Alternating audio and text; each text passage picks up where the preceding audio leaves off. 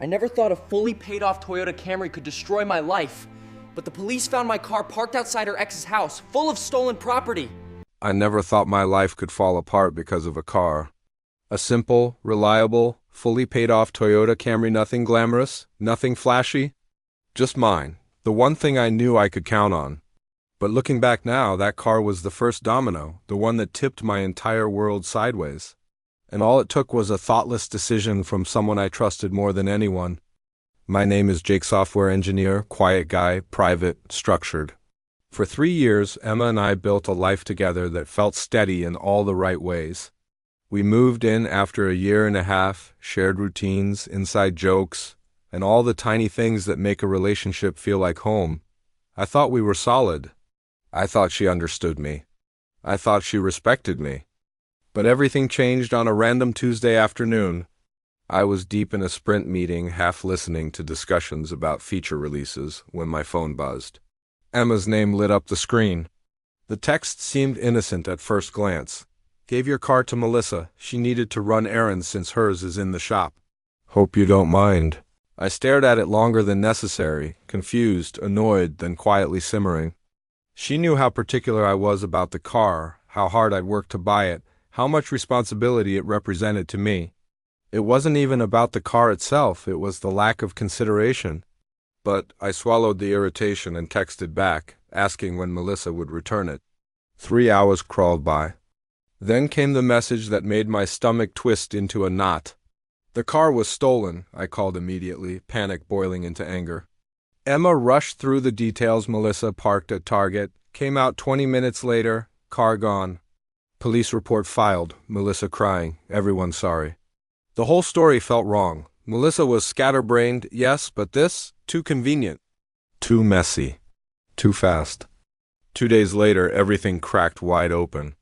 Detective Martinez called while I was debugging code at my desk. They'd found my car.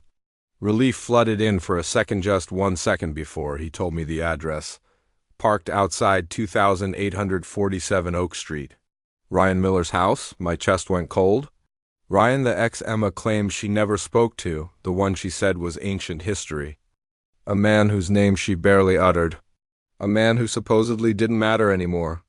At the police station, the detective slid a photograph across the table, and my stomach dropped again. My trunk packed with stolen merchandise, brand new electronics, jewelry, a luxury handbag, stacks of credit cards. The contents of 6 separate theft reports. $15,000 of other people's belongings sitting in my car. I couldn't breathe. They questioned me for over an hour, verifying everything: my schedule, my whereabouts, my alibis. I explained I hadn't opened my trunk in over a week. Explained Emma lent the car without asking. Explained Melissa claimed it was stolen. The detective stared at me long enough to make my bones crawl.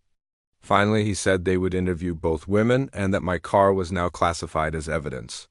I went home in the back seat of a rideshare, silent, numb, my mind racing like a runaway train. When I walked through the door, Emma greeted me with a bright smile, laptop open, like nothing had happened. When I said, "They found it at Ryan's house," the color drained from her face. She insisted she had no idea why the car would be there. No idea what Ryan had to do with anything. No idea how any of this was possible.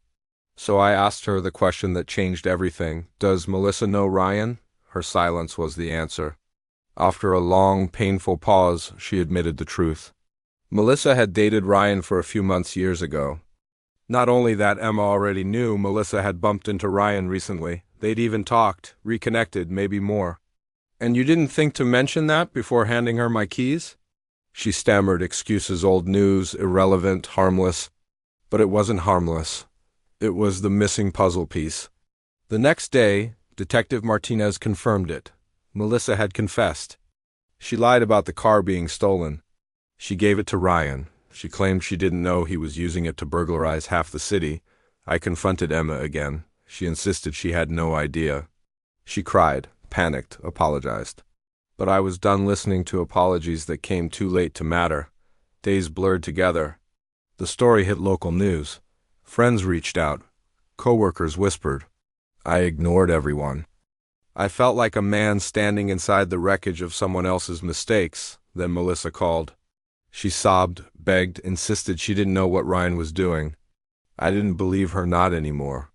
She admitted she and Ryan had been seeing each other again in secret, that they'd kept it hidden because Emma wouldn't approve. That was the moment something inside me hardened permanently. I blocked her number.